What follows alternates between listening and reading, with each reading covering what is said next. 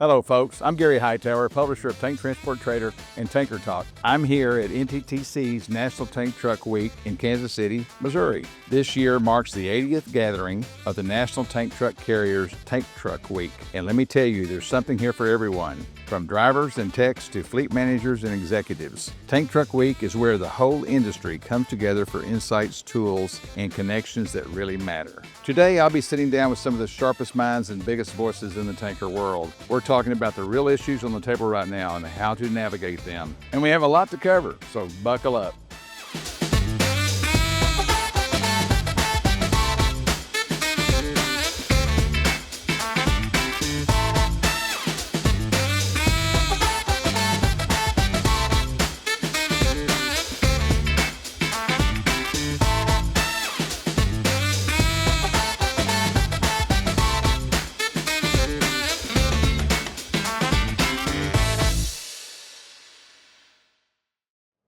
Hello, ladies and gentlemen. I'm here today at the National Tank Truck Carrier Tank Truck Week, 80th showing of it, and with Ryan Streblow, president of National Tank Truck Carriers, who represents the tank truck industry before Congress and numerous federal regulatory agencies. Can you tell me a little bit today what you do? Absolutely. Well, first of all, thanks for having the opportunity to sit down and meet with you. You know, this is one of our greatest showings is Tank Truck Week. It gives us that opportunity to share with all of the industry what the activity is that we focus on for them. I would first say, I firmly believe this is one of the best member-driven organizations. It is certainly not my organization. It is the organization of the carriers. They do a fabulous job of outlining and providing the roadmap that we need to move forward on various legislative and regulatory issues. And they just give us that opportunity to steer that ship from time to time. So we're there to tell the real narrative of the issues that they're facing in the industry, maybe impacted by a legislative capacity. It might be from a regulatory standpoint. And sometimes it really just comes down to some of those economic factors that come into play like we've seen as of late. So we get the opportunity to represent them in front of Congress, in front of regulatory agencies, DOT, FMCSA, Homeland Security, et cetera, and really enjoy working with these folks. They're just the salt of the earth people. Well, give me 2 or 3 of the biggest issues you're working on. Yeah, so National Tank Truck Carriers, when you look at our organization, our focus on commercial trucks, really fifth wheel hitch back, right? So when you start thinking of the tank truck industry, it's issues that are impacting specifically to us. One of the main ones that we've been focused on as of late is the 10% dry bulk axle variance that we are seeking. That is, first of all, when you start talking about axles and weight, you know, people naturally go to increased weight. It is not an increased weight. We do not want to exceed the 80,000 pounds. What we're asking for is a variance on an individual axle. So dry bulk commodities, fly ash, grains, wheats, flours, etc., if they're going in transit, maybe there's a hard braking event, right? And at that point in time, that load shifts forward. But unlike maybe like fuel or chemicals, it's not going to flow back and even out. So it gets hung up in front of that trailer. And in turn, when you hit the scale, maybe that steer axle is overweight, maybe that drive axle is overweight, but you're still under that 80,000 Interesting. pounds, Yeah. right? So we don't want to mess with the bridge formula, right? We're not asking to increase weights, but just when that occurs, you know, we want to be able to not be penalized for that. Yeah. We have carriers today that are underloading their trucks to combat that particular issue. Which costs some money. Well, it costs money, but even beyond that, that puts more trucks on the road, right? So that's more wear and tear. That is more congestion. You are increasing a safety risk by putting those trucks on the road. So it is a common sense solution to an issue that many of the dry bulk carriers have been plagued with over time. So that's one of them. One that near and dear to our safety culture here at National Tank is pulsating brake lights. So we currently have an exemption with the Federal Motor Carrier Safety Administration, and we want to extend that exemption, and that is putting an amber or red flashing light on the back of trailers so that when they do break, it reduces that rear end collision, right? So it's a very proactive approach from our industry to deal with distracted drivers, many of which are in passenger cars.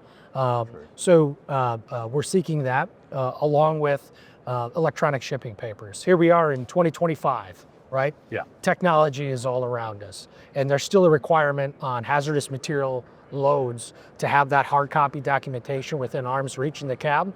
Unfortunately, when there may be an accident or incident, that driver's safety is priority number one, right? And he may or may not have that ability to grab that documentation. But if he has that documentation digitally and his phone's in his pocket, he can safely get away from that piece of equipment and have an emergency response come in and handle that issue. Interesting. So that's just a sampling on both the legislative side and the regulatory side of some of the issues that are in the forefront for our organization. Very interesting. I really appreciate you coming and sitting down with me today. Yeah, absolutely. Yeah. I think this organization in itself has done a spectacular job. And I say that not just from the carrier base, but the supplier community. Here in Kansas City, I've had the opportunity to see some of the latest and greatest technologies that these manufacturers are investing into this space to better serve their customers and allow them, those carriers, to better serve their shipping community as well. So it's really intriguing to see how technology has been embraced in the tank truck industry. And I think it'll actually serve us well moving forward from a recruitment standpoint, bringing qualified individuals into our industry. Ryan, I have one more question. Sure. What keeps you up at night? I'll tell you, it's not one specific issue.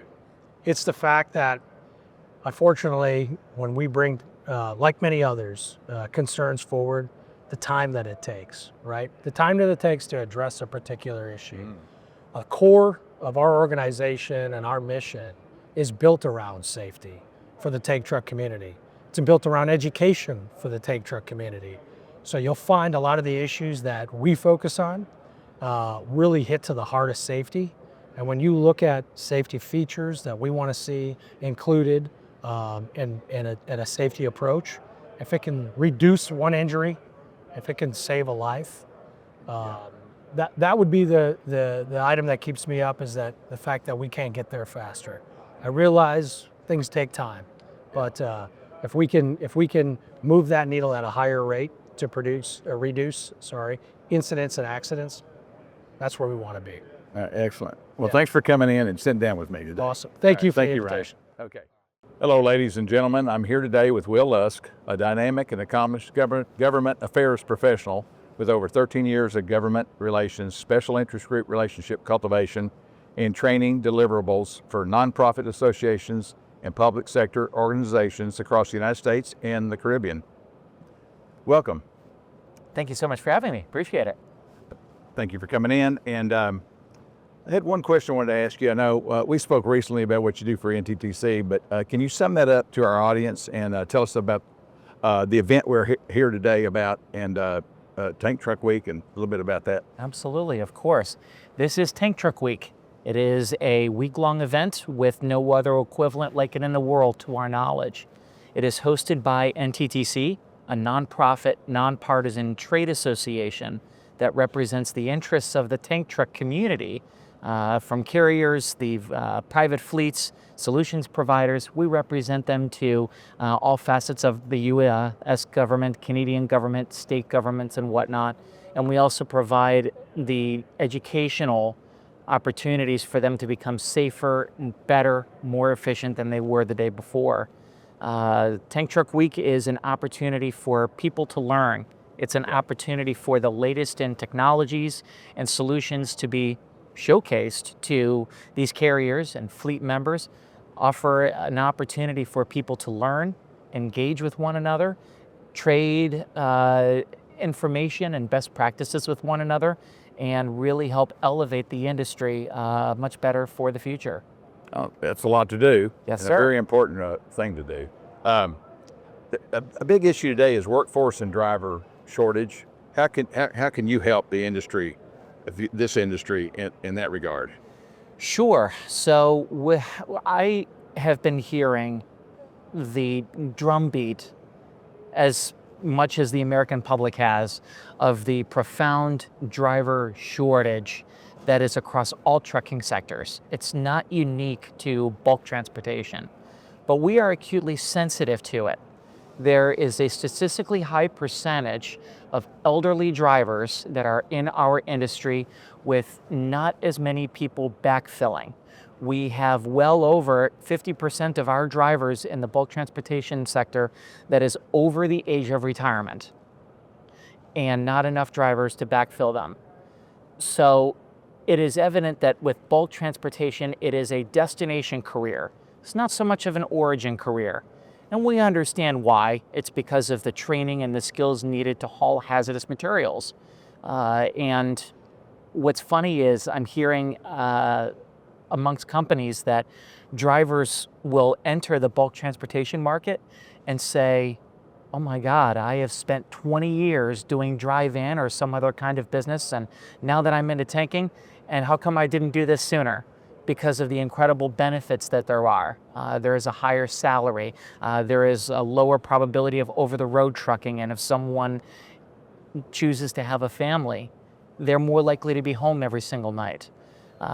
There aren't as many overnight stays at rest areas, which are overly congested. There's not enough truck parking out there.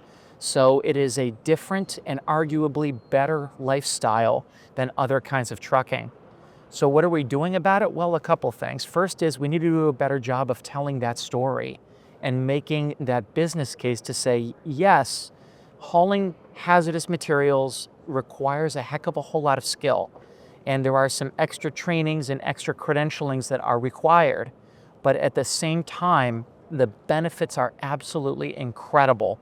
And there are so many advantages to our sector of trucking compared to others. Even a little bit less of market volatility compared to others. So by telling that story, by launching a campaign featuring our website, gotanktruck.com, and by creating web content, interviews like this one, or beating on the door of anybody who will listen, we're communicating that message, and that's having an effect. And that's something that I think that our members are very proud of. We are engaging with organizations like the Next Generation in Trucking Association, working with them to have our Driver of the Year champion finalists staff booths over there and talk to the next generation. That's interesting. We're reaching out to those high schoolers all over America and talking about the great benefits of being a tanker truck owner-operator or commercial driver. So it's doing some really, really great things. And how are they responding? In droves. I haven't been, but I've seen the pictures. And that specific booth held by Next Gen and Trucking Association has a couple of driver simulators, and the high school kids are lining up in very, very long lines because they see, oh wow, a driving simulator. I can't wait to get behind the wheel of it. And they have fun with it, and it's a great learning experience. And our Driver of the Year finalists that are representatives of our industry are interacting with these kids, and they are answering questions and dispelling any myths, rumors, fears of becoming a commercial driver, and they said that they have a blast with it. So I think that we're telling the story much more effectively today than we were a couple of years ago.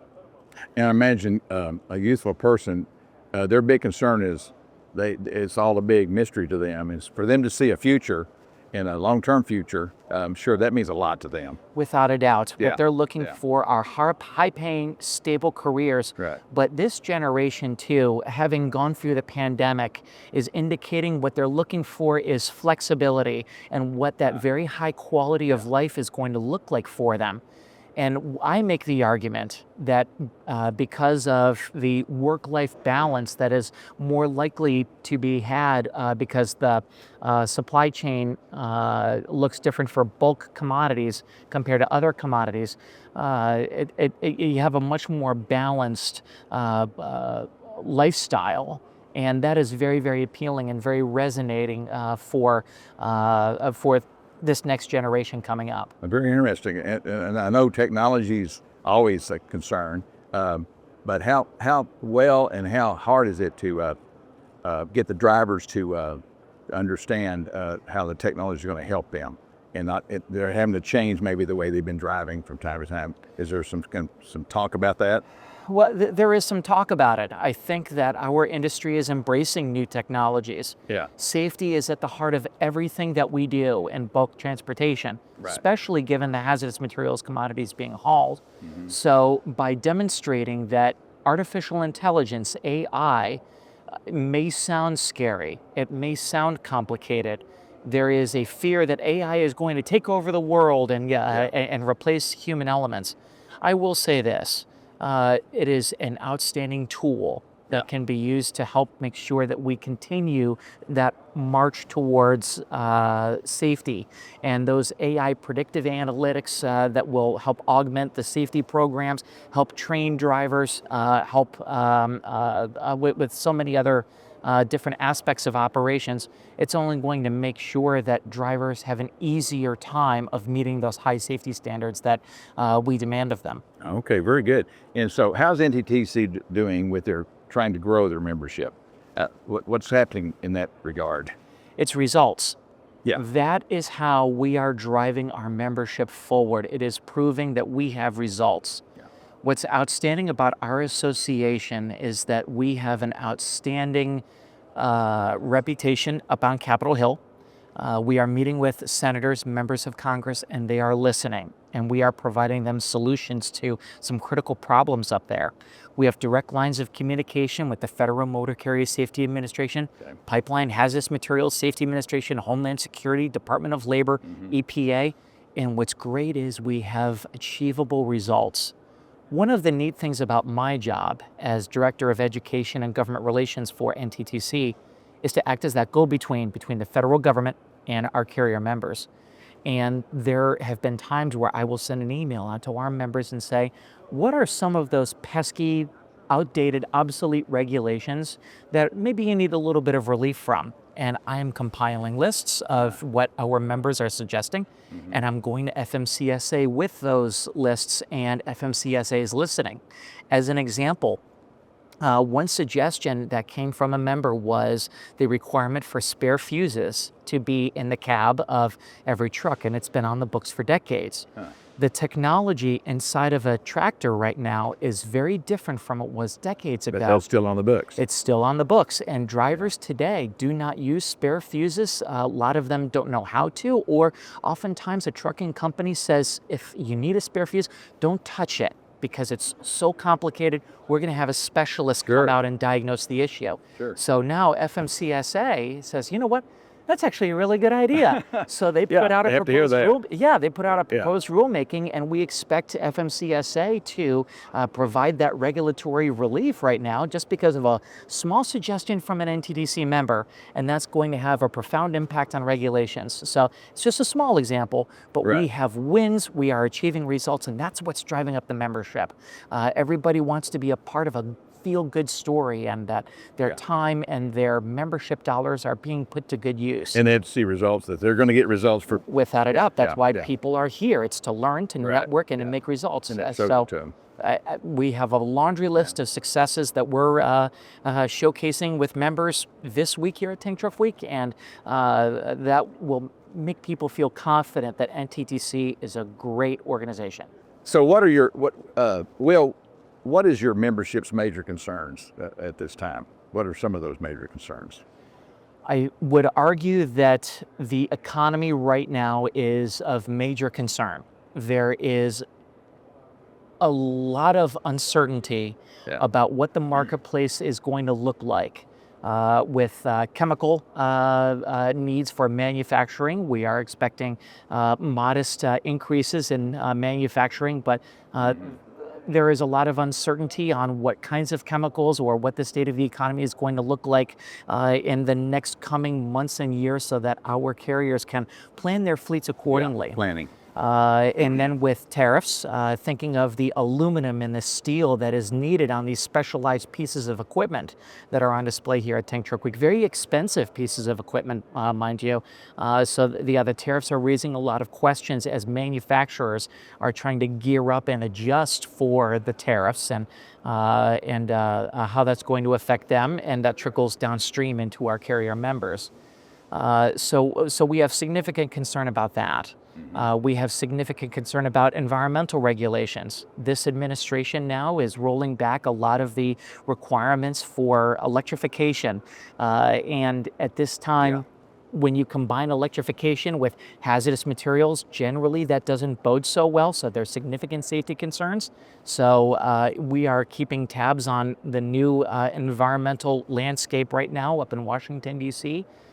So those are two of the very, very big issues that we're trying to tackle now.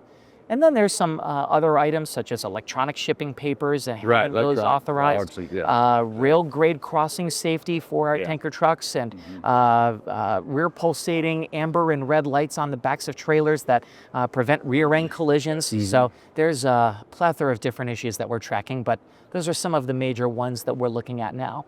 Excellent. Thanks so much, Will. Of course. Thank you. All right. I appreciate it. Yeah, you bet. Hello, ladies and gentlemen. I'm here today with Hans Schaup, who is head of the advocacy committee for NTTC. Correct. And we're going to talk about that a little bit today. Can you tell us a little bit about what your position is and what you do? Advocacy is, we advocate for the industry. It's a team effort amongst the management team with all the leaders of the tank truck industry. And we advocate for what the issues of the day are in our industry, and we're trying to educate the people in Washington, D.C. to help us move trucks forward, move our companies forward, and do not get in the way if you can. Send me a bit about your company and what you do and how you got started. Okay. Our history. Company started in 1926. We'll be 100 years old next year. Right. It's just amazing to go through the opportunities, the obstacles that come at a company over the years, and I can't thank my grandparents enough, my parents enough to be able to lead the company to this point, and now I'm running the business.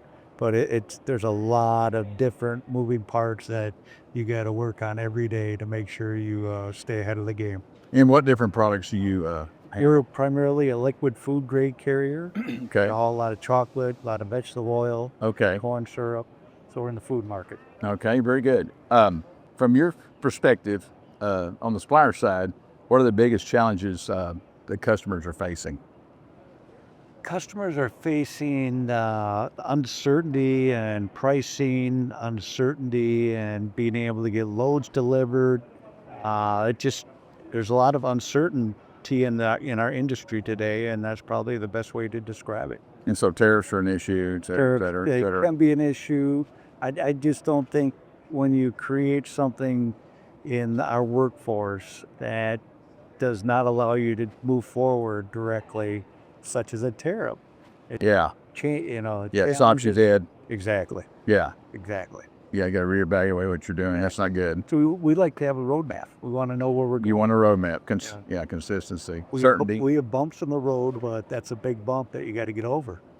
In your business, what are some of the best innovations that have come up that have helped you the most, whether it's safety or profitability? One of the things is back in 2006, we created a shaker trailer, which vibrates chocolate off our tanks.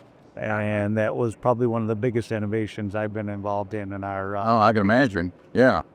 Also, my grandfather bought the second Thermo King ever made in the U.S. Really? So our company's innovative and moving forward, trying to think differently and how to move products from our customers to their customers.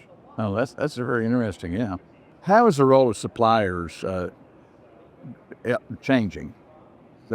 What are they doing that's having to change to really work for their customer? Suppliers, they're facing the same difficulties that we are. Yeah.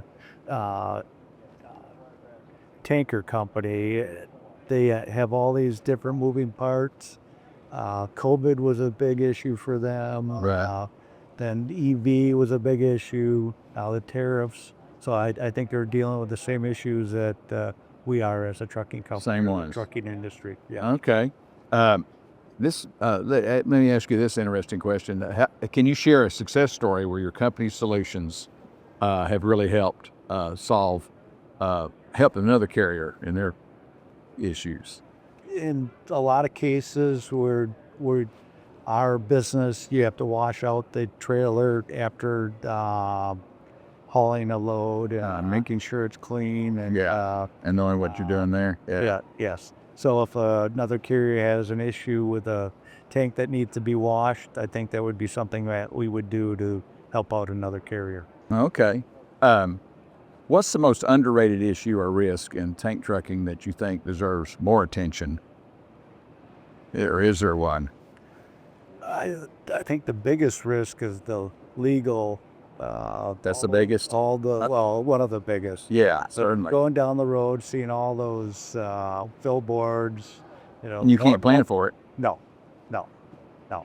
You just wish you had a fair, balanced playing field if you do have an accident or injury. And you're talking about the ones, did a truck hurt you? Exactly. Call me today, I'll make you $1 million. Exactly. Yeah, I'm not sure that's accurate advertising. That's a big challenge. So is there anything else that you can think of in the industry that's changing today that's affected you? It's just changing daily. I mean, every day is just a new day. two things, yeah. I think that the safety aspect that you mentioned earlier, that's a great way to improve all this technology or to improve our safety on the roads. Okay. We all want to be safe. There's not one trucking company out there that doesn't want to be safe, because it does not pay to not be safe. So, Hans, can you tell me what the importance of NTTC is and what the carrier can get out of NTTC? To me, it's the friendships, relationships, going to another carrier friend that you can describe a problem that you're having, and you will get answers. You'll get guidance. It's a great association to be a part of.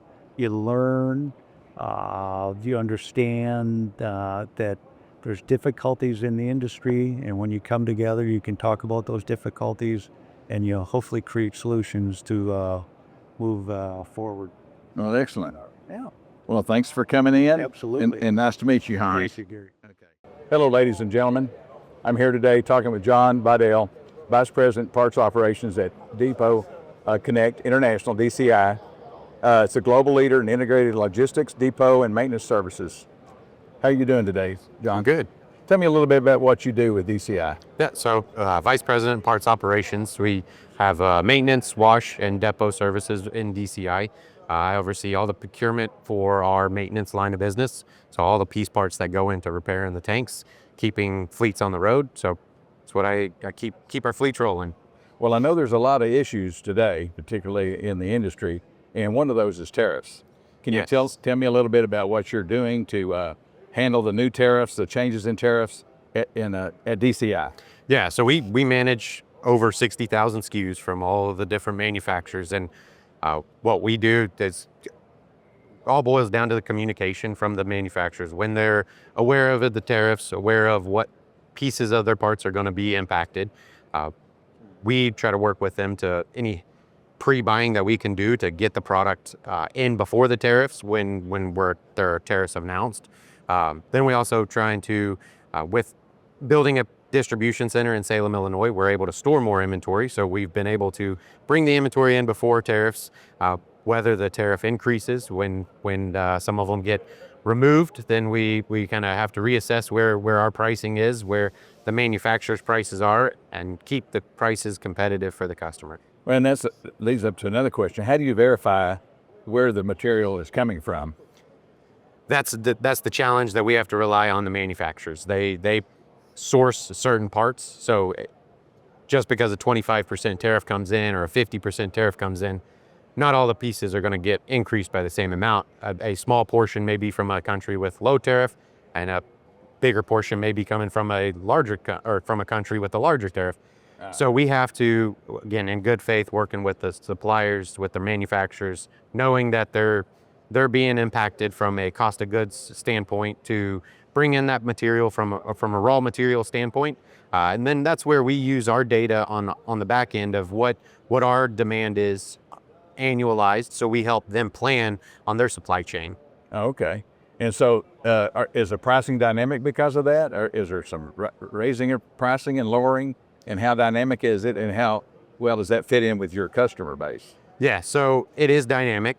We as soon as we are aware of an increase, we're able to increase our systems to account for that, because we got to buy it at a certain price. And then we, again, biggest thing that we've been doing is communicating to the fleets. When we get when we're aware of a increase in price from certain suppliers that are large revenue generators for us, we let the customers know XYZ supplier is going to have a 5% increase weighted across all these parts. If we have a implementation date, I work with the supplier, with the fleets, to overbuy, so that way we can bring in the product before the tariffs impact it, because they're very strict on their loads, on their fleet pricing to the shippers. Sure. So it's harder for them to absorb a 10% increase or a 20% increase when we're able to help them prolong that or weather the storm of the tariff, and maybe the tariff goes away. We've had enough product at the lower price to keep their fleet profitable per lane that they're shipping. And so it's a full-time job, certainly. I mean, it sounds like it. So, and I'm sure technology is a big issue today. And I know that you were mentioning when we talked earlier that technology, utilizing AI with your e-commerce is a big step that you've made. Yeah, so with that, obviously the unlimited supply or need of parts and at all times of the day. So we've gone to e-commerce, so that way the store is open 24 hours. So you can always buy what you need to buy. What we're partnering with our e-commerce manufacturer that is generating AI descriptions, so that way the customer is more informed. As a younger guy in the industry, there's a lot of old knowledge out there that is hard to, only way to get it is to get it passed down. And so we're trying to use AI to educate some of the younger guys, that way they're comfortable in what they're buying, and making sure we're helping reduce the liability from a fleet. So you don't want to have any kind of cross contaminations or have a product that's mixed with the wrong type of material, lead to any spills or any injuries from an employee. So all of those things, we're trying to use AI to help drive that to getting the correct part. We also use it for improving the market. So we've come up with our Polar Pack, which is a bulk unloading system. We've also just put out our Air Drive, which again is a dry bulk unloading system. Improvement times, less risk of failure or any type of issues that an employee may be a bystander of. So biggest notable difference on the Air Drive is quieter. So we've got a lot safer operating with our drivers that don't have to have ear protection because we're below the decibels. Oh, I see. And trailers in particular are becoming more and more automated, where they're well aware of the weights and any issues they have, tires or whatever. Yep. Yeah, so that's a big part, I'm sure. Yeah. Oh, yeah. And that's where the technology's coming in, to keeping an eye on making sure the product that's hauled is at the right weight, so that way you're not overloading suspensions, because then you're going to lead to tires that blow out, or bad bearings cause heat, will create a fire. You don't want to be hauling 9,000 gallons of gas and have an open flame next to it. So yeah, that all of that technology goes into making the trailer safer, which is what has our families on the road right next to it. So we want to make sure that the trailer's safe, and by using technology, we're catching a lot of that before it becomes an incident. And can you tell a little bit about DCI, how it's come to be? Because I know it's a combination of several companies that used to be. So can you give our audience a little idea of how you got to where DCI is? Yeah, so I came from the Polar Service Center days. That was really on parts and maintenance for the tank trailers. We were acquired by a company called Koala. They were the leader in tank washes. So we had parts and maintenance combined with tank washes. And then 23, we were acquired again by what they had was Boasso Global. They were a leader in depot services, so transporting ISO containers, storing them. And so our ownership saw it as a opportunity to take 3 well-rounded businesses, consolidate them. And it was, the goal in mind was the best service we could provide for a fleet. So we can ship it, we can transport it, we can store it, we can wash it, we can repair it. Right. All of those things would be in one-stop shop for the company. I see. Well, thanks so much for coming in. Yeah, thank you for having me. It's a pleasure to meet you. Good meeting you. All right. Thank you. Thank you. Ladies and gentlemen, I'm here right now with John Ortiz. Nice to meet you. Welcome. Thank you. The National Sales Manager at Eagle Flow Solutions, Republic Pneumatics. Tell me a little bit about what you do in the industry. Eagle Flow Solutions, Republic Pneumatics, we find solutions for owner-operators to be able to buy something that's affordable. You know, with the tariffs going up and everything, we want them to be able to offload equipment without having to break the bank, right? Right. So we represent probably the biggest product lines like Gardner Denver, Roper, Blackmer. And so we solve solutions for owner-operators offloading equipment. Okay, I see. And so you mentioned tariffs. Tariffs are a big issue. How is that directly affecting the driver? I know if they buy products, the products are going up. Some of them are going up. How else can it be affecting the Well, you got to think, I mean, all of these truck drivers, I mean, that truck is their home, right? And they're having to spend more and more every year. I heard there's 25% on new trucks coming in too. So tank truck equipment on the product pumps, on the blowers, we've had 3 price increases in the same year just to be able to catch up to the tariffs.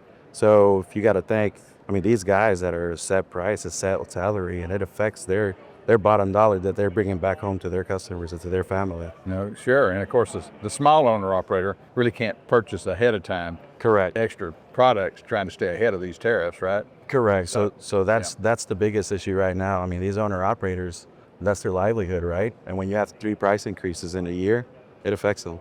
Okay. So are there some other issues occurring today that's affecting your business besides tariffs, for instance? Yeah, so you've got a lot of the owner operators, you know, they tell us, hey, I need a pump, right? Or I need a blower, but they don't really know. Their first time getting into this. A lot of the older gentlemen are kind of retiring, and there's new blood coming into it. So they don't know what specifically they need to ask for. So that's kind of what we specialize in. We want them to be able to come in. We design the package for them, and we help them bring a solution that's going to be able to do not just say gas, fuel, LPG, but do a little bit of everything. So that way they have more loads during the week rather than just being stuck to just the fuel or just being stuck to crude oil. So it's kind of a partnership in terms of their business plan. Correct. Yeah, you can help them grow the business plan a little bit, grow their market a little bit. Correct. Well, that's interesting. Yeah. Well, thanks so much for coming in to talk to us. Yeah. I appreciate it. Thank you guys. Okay. Thank you guys for having me. All right, you bet. Yes, sir. All right. Yep. Hi, I'm Neil Hightower with Tank Transfer Trailer. I'm here with my dad, Gary Hightower, the owner of Tank Transfer Trailer, and we're here to talk about what we're doing for our podcast and for this NTTC Tank Truck Week of 2025. So, what are you doing with the podcast for this show? Well, we're here to try to promote several things, but primarily to promote the National Tank Truck Week, and then to also help the industry understand what's going on. You know, the trucking, tank part of the trucking industry, understand what is available to them, and we think by interviewing individuals associated with this show that we can give them insights into what's going on. Okay, how many times during the year were you planning on doing this podcast? Well, the podcast comes up specifically for this trade show and for several other shows, events that may come up from time to time. We don't really have any set number of them planned right now. Are there any particular markets or niches that we're trying to fulfill this year? Oh yeah, we're trying to fill the liquid and dry bulk carrier market. So specific to them, and they transport everything from milk to ink to water to Coke fluids, you know, all types of waste products, all types of things. So a lot of products are hauled in tanks, so that's what this industry is all about. So you've been doing this since 1986. Yes. Can you tell me how you started this and how it became to be? Well, I had a magazine called Truck and Trailer Buyer's Guide. I started in '83, and then we saw that a lot of the vacuum haulers were doing really well out of the magazine. That's kind of where it got started, and I decided to fill a niche, and so I started the Tank Transport Trader in '86. And the vacuum is a part of our market, but it did become the biggest part is really the gasoline and chemical probably more than gasoline. And dry bulk starting to become more and more predominant in it. And that's really the reason was that I did it was to fill this niche, because most of the trucking publications were just spread all over everything. And then we do a lot of branding in this publication. A lot of the publications are selling used equipment. We brand, people advertise with us to brand their product lines. That's what it's all about for them. And we can do that for them. And in addition to this publication though, we also do internet marketing. We've got 110,000 companies on a mail list. If someone's wanting to market to the industry, we can go out and through keyword purchases and things like that, and geofencing by location and by our readership, we can reach certain areas with their product lines. And then if someone's in that area and they're searching for anything similar to what they're selling, they'll on their phones, the ad will pop up on the bottom of their phone or whatever, and they click on it and they go there. So we can reach people who are specifically looking for their products. But the print is not dead in the tanker market at all. This industry, they like print. They continue to like print. Years ago, everyone said that print was dead, but it's not. They like the print part of it. But in addition to that, we don't just stay with just print. We also have the digital issue that we put out, and we also have a website that you built, and that we got I think the last 28 days we got 9,000 views on, and that's just in this tanker truck market. So we have different aspects, a lot of different aspects where people can reach the market for their product line. Can you tell me a little bit more how you onboard customers into like the process of advertising through you? Like how we get them to what the process is, like how you work with them to get their advertisements out, basically. Well, that's a good question. Now we have a lot of big companies that produce their own product placements and brochures, etc. But we'll go to a smaller company, and they won't know where to start. They'll never get started. So we just say, send us some pictures, send us some specifications of what you do. We'll put an ad together. We'll show it to you, and you start making changes on it. And once you do that, they're good to go. But they don't really know where to start. A lot of them don't.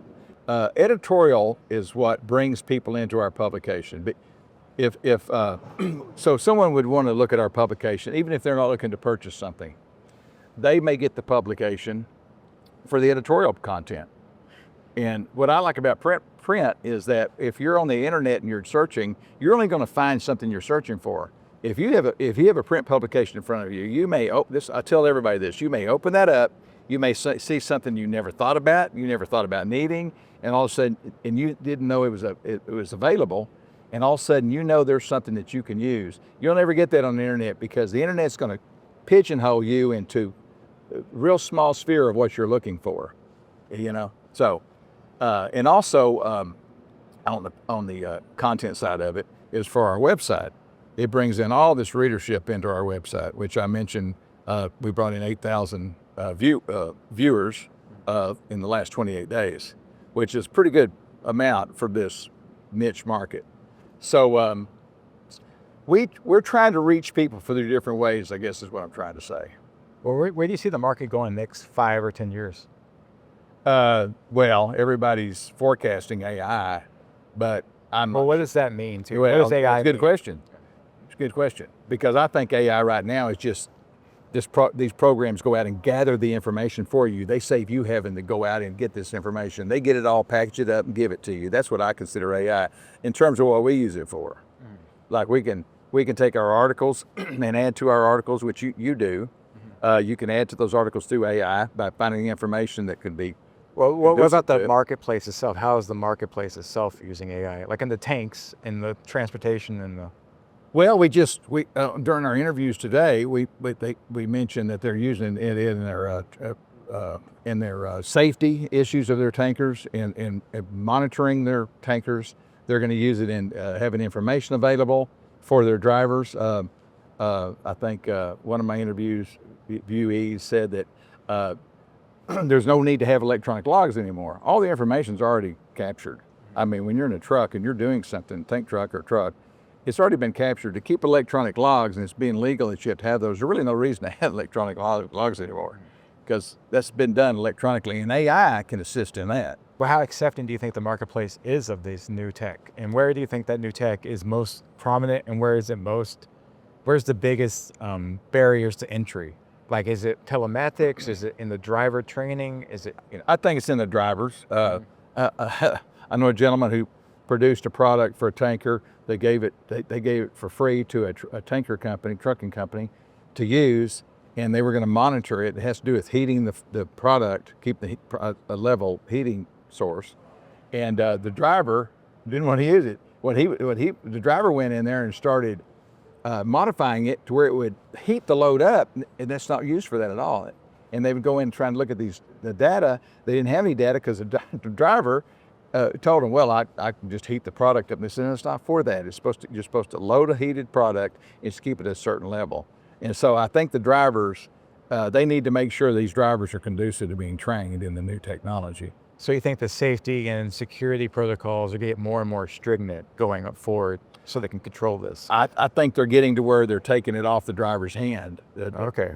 The tank is going to be, and the truck is going to be already outfitted to take care of that information. Connected straight to the company. Yeah, you're right. In fact, whoever monitors that is they may catch it on the internet, and then they'll notify the driver of the problem. He doesn't know it yet, but they get it. They get the information, and they notify him, and that's pretty astounding, actually. Hello, ladies and gentlemen. I'm here today with Bailey Glendenning Stark, who is committee chair of the Workforce Development. And Bailey, I'd like to ask you, what do you do? What is your position, and what do you do? Yep, so I'm the chairman of the Workforce Development Committee for National Tank Truck Carriers. We do a broad range of initiatives focused on recruitment, retention, and really the image of the industry and how we are impacting the workforce up and coming and workforce we currently have. Bailey, let me ask you, what steps are currently being taken to recruit, train, and retain drivers? So we always say we're the most active committee of national tank truck carriers. We have a lot of active initiatives going on. One of the things we're working on currently is an industry branding campaign that started right around the time of COVID. Okay. We've got some content that is recruitment based, and we are now working on content that is more broader based. So we have the See Yourself in a Tank Truck portion of the campaign, which is focused on trying to recruit drivers from other segments, and we're also working on what's in a tank truck, which is to educate not just the driver market but the general public on what we do and how we are important to the economy. Okay. We also are working on an apprenticeship program, so we've been working on that for about 8 years. So that's currently in development. It'll take a while, but the goal would be to be able to offer an avenue to bring in young drivers and actually qualify them to drive tank trucks rather than just expecting them to get experience at other carriers. Mm-hmm. And again, we're also working on trying to improve the connection with the driver community. I mean, I think it's hard sometimes as the carrier to really maintain a relationship with drivers. So we are working on connecting with influencers and driver groups just to make sure we've got a pulse on what's going on with our current workforce. Oh, excellent, excellent. And how are workforce policies addressing the concerns of individual truckers on the ground? Yeah, so I mean, I think right now, if we're being honest, all of us are most concerned with the economic uncertainty. And I think that's affecting drivers and carriers alike. We share that. While none of us have a crystal ball to see where things are going or how long it's going to take for the economy to kind of level off, I think as carriers and as an association, we're trying to create consistency in the lives of our drivers, try to minimize the stress in their day-to-day. But we're also trying to be proactive on some of the issues that we know are going to resurface when the economy starts to return. So issues like truck parking, making sure that we're working on building that infrastructure, and working on avenues for them to better manage mental and physical health on the road. Okay, So I think very we good. know as things start to recover and the stress builds for them again and they begin Yeah. to feel that pressure, those issues are going to resurface. Yeah, they would. What role can industry and government partnerships play in creating sustainable solutions? So I think that's twofold. On one hand, there are driver lifestyle issues. There's been a lot of talk about grants that are becoming available for increased truck parking, infrastructure, improving roads. So I think we're working on it on that front. There's also the workforce sustainability issue. As we talked about the apprenticeship program, there's a lot of opportunity for both government funding and government partnerships, Department of Labor, as we start to launch that program. Also, simplifying the currently very cumbersome system for trying to recruit veterans. So right now, SkillBridge is a program you have to use with the military Department of Defense to try to find and target qualified veterans leaving the military. It's very cumbersome. It's hard to get set up. It's hard to use. So while we know veterans are an ideal target market for our workforce, it's hard for us to connect with them. Really? So we've had some conversations over the last year or so with both representatives and regulators, talking about how we can streamline that process, make it a little bit easier to find those people. Okay. There was a recent accident caused by a trucker who could not read or understand English. Yes. And he made an illegal U-turn on the highway. It resulted in the death of 3 people. Someone crashed underneath the trailer. Do you believe someone turned a blind eye to this because of the truck driver shortage, and what can be done to prevent a tragedy like this? Yeah. So do I believe that someone turned a blind eye? I don't know that it was blind. Of course, I can't know for sure what someone's motive was, but I don't believe it was a blind eye. I don't think it was about the driver shortage. So I think it's twofold. On one hand, I think there are political motivations in states like California, which I believe he had a California CDL, California, Illinois, my home state, where they are knowingly issuing CDLs that probably should not be issued. Yeah. On the other hand, there are carriers, I will say generally not in tank trucking, but there are carriers who are choosing then to hire those people.